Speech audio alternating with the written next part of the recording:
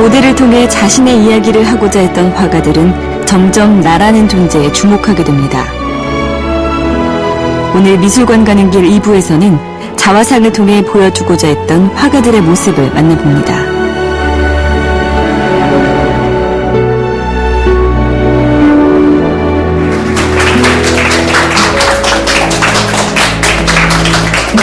안녕하세요. 다시 만나게 돼서 반갑습니다. 저희가 지난주에 예술가와 모델이라는 주제로 같이 얘기를 했었는데요.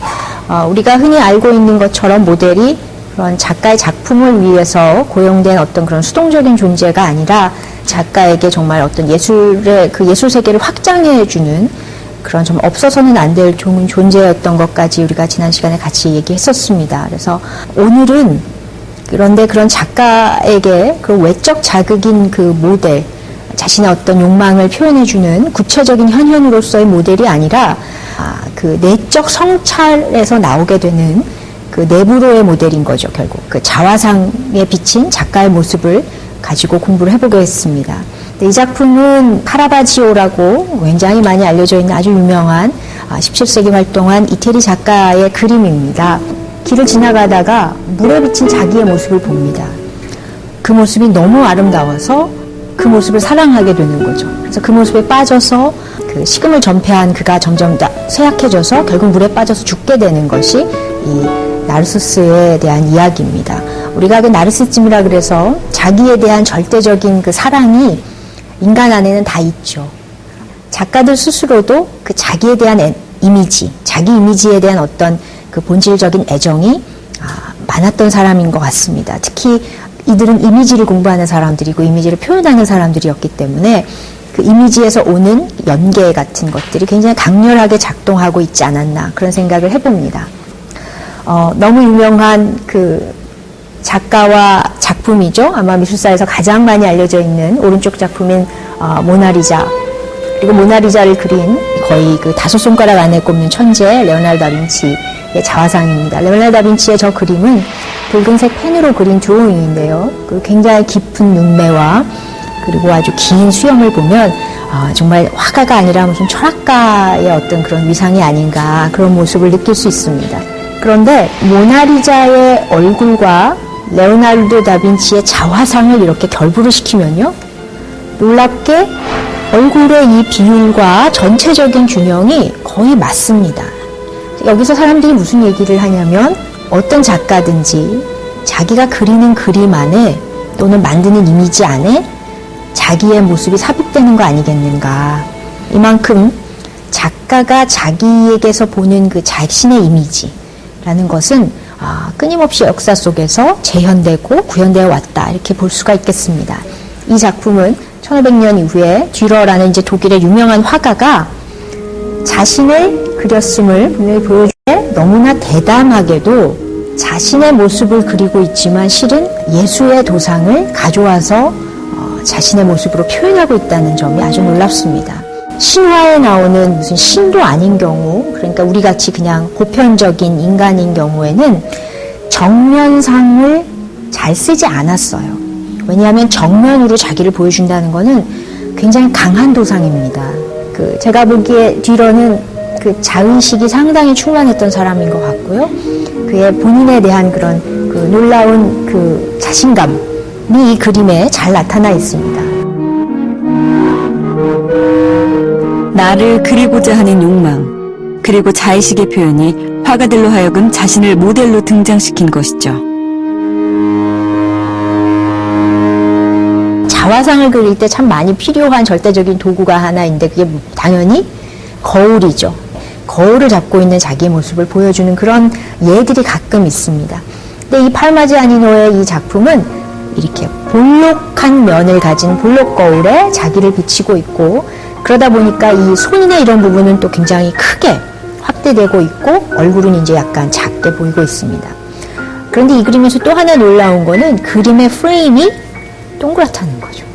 이 네모난 화면에 그림을 그렸다면 볼록 거울에 비춰진 자신의 모습과는 조금 거리가 있는 그런 상태였을 겁니다. 그러나 작가는 그 볼록면과 동그란 그 테두리까지를 이렇게 차용을 함으로써 마치 그림이 거울 자체인 것처럼 보이게끔 상당히 실험적인 시도를 하고 있는 것을 알 수가 있습니다. 여성 작가들인 경우에는 자화상을 그릴 때 남성 작가들보다는 그 그림을 그리는 자기의 모습을 담는 방식으로 더 많이 그렸습니다. 그런 점에서 이 17세기에 활동했던 주디스 라이스터라는 작가도 그 화판 앞에서 자기가 그 그림을 직접 그리고 있음을 보여주고 있고요. 16세기 활동했던 소포니스바 앙귀솔라라는 여자 작가도 있습니다. 그도 역시 그 성모자상 앞에서 그림을 직접 그리고 있음을 굉장히 강조하는 방식으로 자화상을 만들었습니다. 결국 여성 작가들에게 자화상이라는 것은 자신이 누구이고 자기가 어떤 일을 하는 존재인가에 대해서 어떤 일종의 증거가 되기를 원했던 것 같습니다. 그래서 단순히 아름답게 그리기보다는 화가임을 보여주기 위해서 이렇게 화실이라는 것을 세팅으로 해서 자기를 나타내지 않았나 그런 생각이 듭니다. 여성 화가들에게 자화상이란 존재감을 인정받기 위한 하나의 표현이었습니다. 그림에 담긴 화가들의 굳은 의지가 느껴지시나요? 작품은 스페인이 자랑하는 벨라스케스가 그린 17세기에 아주 유명한 라스메니나스 또는 우리말로 보통 시녀들이라고 번역한 작품입니다. 그림 안에서 주인공은 화면 전면에 이렇게 서 있는 작지만 그림의 그 중심을 차지하고 있는 그 어린 공주 마가리타처럼 보입니다. 그런데 재미있는 거는 이 그림에서 이제 두 가지 부분인데요. 한 부분은 여기 뒤에 보이는 거울에 비친 왕과 왕비이고 또 하나는 벨라스케스 자신입니다. 그의 옷에 그려진 붉은색의 어떤 기호입니다. 이 그림을 그리고 나서 그 아주 명예로운 산티아고 기사단의 일원이 됩니다. 본인이 그 상황이 너무 자랑스러운 거예요. 이 그림을 완성할 때에는 없었던 저 문장 부호를 넣어주고 싶었습니다. 그래서 왕실에 소장되어 있던 그림에다가 죽기 전에 그 문장을 그려 넣습니다. 작가에게는 그런 어떤 그 대단한 그 긍지, 그리고 자기의 존재에 대한 어떤 인정, 이런 것들에 대한 그 갈망이 항상 있습니다. 벨라스케스 같이 유명한 궁정화가가 아닌 대부분의 많은 미술가들도 유사한 어떤 그런 욕망이 있지 않았을까 그런 생각이 듭니다. 자화상을 많이 그리기로 가장 유명한 사람 중에 한 사람은 아마 네덜란드의 렘브란트죠. 렘브란트는 특별히 자화상을 많이 그리게 되는 이유 중에 하나가 그 삶이 굉장히 여러 가지 다양한 모습을 갖게 됩니다. 호화로운 삶을 누렸던 시기가 있습니다. 그럴 때는 저기 왼편처럼 그런 아주 유쾌하고 부유한 그런 마치 귀족 같은 모습으로 자기를 그렸지만 그러나 노년이 되어서 경제적으로도 파산하고 참으로 힘든 시간을 갖게 됩니다. 그때 그 렘브란트에게 자화상은 마치 그 어떤 자기의 그 일기 같은 그림이 아니었나 이런 생각이 듭니다. 주름과 이런 깊은 이제 얼굴의 그런 패임 같은 것들을 숨기지 않고 있고요. 눈망울에 가득 차 있는 어떤 그런 그 고뇌 같은 것들, 고통스러운 어떤 삶에 마주한 모습 같은 것, 그것을 그림으로 보여주고 있지 않나. 또 한편으로는 그 자기의 현실을 받아들이고 어떤 내적인 어떤 치유나 회복이 조금씩 생길 수도 있는, 작가에게는 정말 그 어떤 삶에 대한 그 솔직한 자기 대면 같은 그런 것이 렘브란트의 자화상이 아니었나 그런 생각이 듭니다.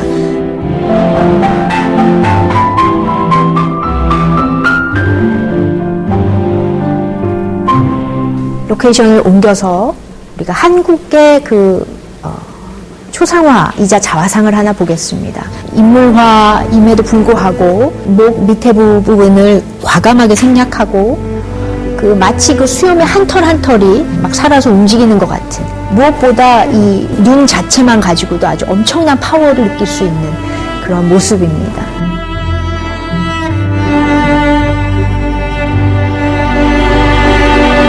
서구의 그런 실용주의적인 중국으로부터 그런 이제 철학과 이념이 들어오면서 작가들이 자기에 대한 어떤 질문을 하게 되고, 그리고 구체적인 그런 좀 더 폭넓은 세계관 안에서 자기를 어떻게 볼 것이냐 이런 문제들하고도 관련이 있다고 할 수 있겠습니다. 결국 자화상의 본질은 자기에 대한 그 계속되는 관찰과 질문인데, 물론 뭐 존재론적인 나는 무엇을 하는 사람이냐, 난 어떤 사람이냐 이런 것도 있겠지만 그것이 역사 안에서 또는 예술적으로 자기의 그런 그 존재와 위치에 대한 그 굉장히 어떤 누구도 대신해 줄 수 없는 자기만의 세계를 보여준다는 것이 또 하나의 자화상의 특징이 아닌가 이렇게 생각이 듭니다. 결국 자화상은 화가의 존재에 대한 질문과 답 그 자체였습니다.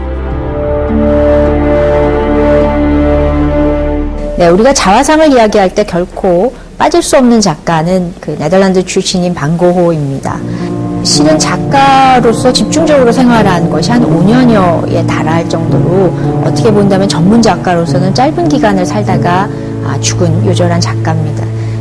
반 고흐가 파리에 갔을 때는 이미 그 인상주의 그룹전이 거의 이제 약간 시들해지는, 그래서 거의 마지막 인상주의 그룹전이 있었는데 거기서 대표적인 작가로 누가 나오냐면은 시냑과 쇠라라는 작가들이 이제 부상이 됩니다. 그들은 어떤 작가들이었냐면 점묘라는 기법으로 작게 점을 찍어서 화면을 구성해 주는 그런 이제 작가들이었는데요. 에게는 굉장히 새로운 기법이었고 그 표현에 의한 효과에 대한 관심도 굉장히 컸습니다. 놀랍게 그거는 자화상에다가 그런 새로운 표현법을 실험하는 그런 어떤 일종의 실험적인 그 태도를 보이는데요. 여기서 이 작품을 보시면 길게 세로로 점들을 찍어서 자기 얼굴과 모자와 옷과 주변의 배경까지 이렇게 표현을 해주고 있습니다. 또 이 신인상주의에서의 특징은 점을 찍으면서도 색채도 굉장히 그 비사실적인 색채. 그러니까 쉽게 말하면 우리가 얼굴을 표현할 때 얼굴에서 발견되는 그런 이제 얼굴 톤의 색만 쓰는 게 아니라 아주 붉은색, 뭐 파란색, 뭐 이런 이제 굉장히 비사실적인 색깔을 과감하게 씁니다. 그러니까 사물 같은 거에는 이런 그 과감한 표현이 가능하지만 보통 인체를 그리거나 자기 얼굴을 그릴 때는 좀처럼 하기 쉽진 않은데 역시 고흐는 그런 그 예술적인 실험에 있어서는 아주 대담하고 과감한 사람이 아니었나 이렇게 생각이 들고요. 네, 두 번째 작품은 약간의 패턴을 변형시킴으로써 옷과 배경 간의 어떤 구분이 안 되는 그런 점들을 피하고 있으면서 동시에 화면에 상당한 활력을 주는데 성공하고 있습니다.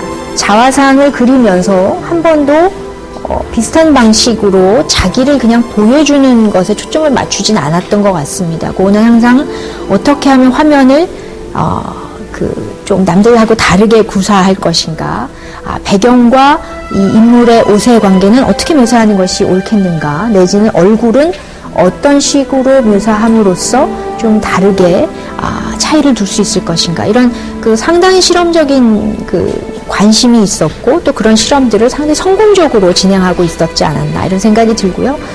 그런 점은 그의 마지막까지도 계속 이어지고 있음을 볼 수가 있습니다. 화가에게 자신은 가장 편안한 모델이기도 했는데요. 고흐는 스스로를 그림으로써 새로운 화풍에 대한 실험적인 시도를 펼쳐나간 것이죠.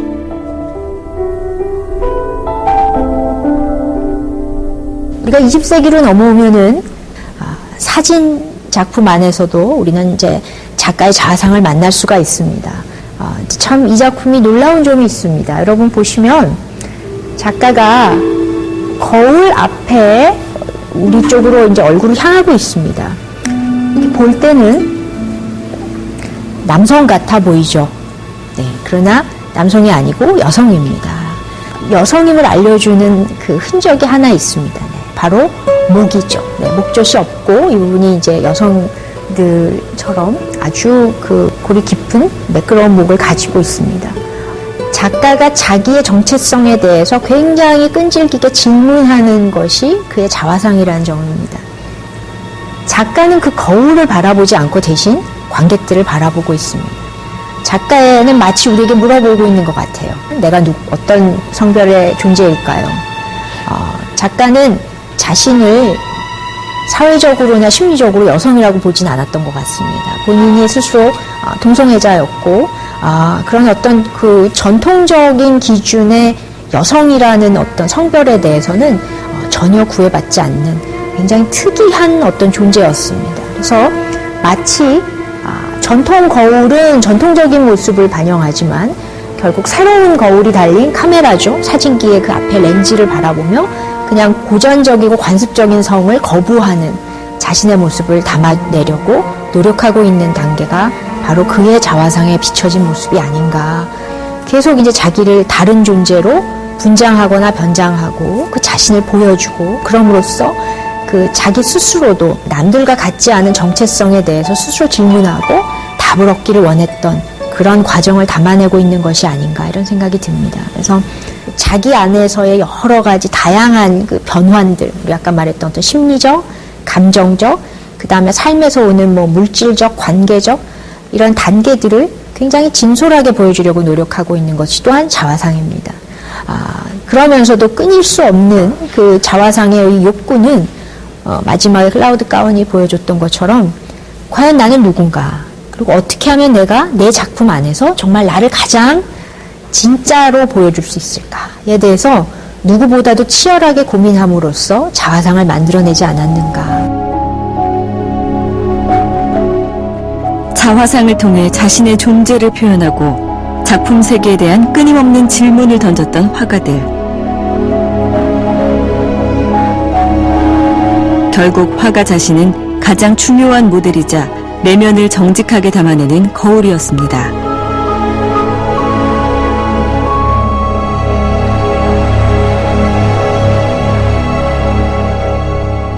단순히 자화상은 아름답게 자기를 치장하는 것보다는 정말 굉장히 그 아주 도전적이고 과감한 그런 어떤 작가들의 정말 이렇게 꾸밈 없는 그런 시도들이 아니었나. 그리고 그런 과정에서 상당히 훌륭한 작품들이 많이 나왔었음을 우리가 기억했으면 하는 그런 마음입니다. 여러분 앞으로 자화상을 볼 때 현대의 자화상에 또 다른 새로운 모습들이 있을 텐데 한번 눈여겨보신다면 흥미로운 발견이 되지 않을까 이렇게 생각합니다. 네, 오늘 경청해 주셔서 감사합니다.